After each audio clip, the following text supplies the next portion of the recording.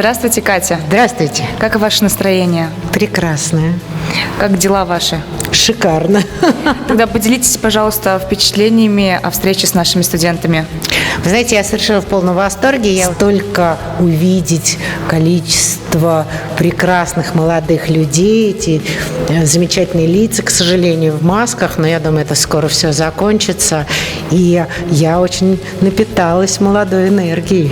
А вы раньше были в Чебоксарах? Никогда в жизни не была в Чебоксарах. Я вообще лягушка-путешественница, очень люблю путешествовать.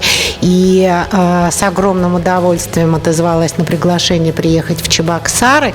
И вот прямо с самолета приехала к вам, а сейчас поеду посмотрю набережную. Вышли с аэропорта, увидели, что вам пришло в голову?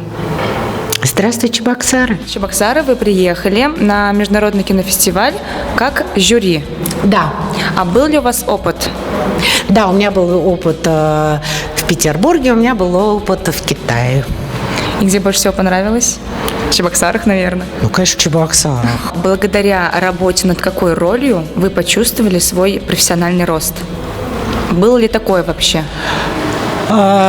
Профессиональный рост, наверное, «Три сестры». Чехов. Ну и как это происходило? Что вы чувствовали? Чувствовала, что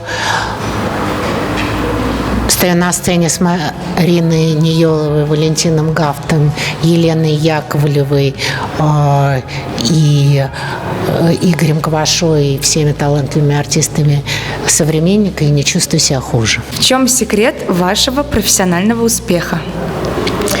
В работоспособности, таланте и везении, удаче, способности пробиваться. Топ-3 совета будущим актерам от вас. Смотрите много кино. Не думайте, что вы самые лучшие. Никогда не верьте, что вы достигли больших успехов. И оказывайтесь в нужное время в нужном месте.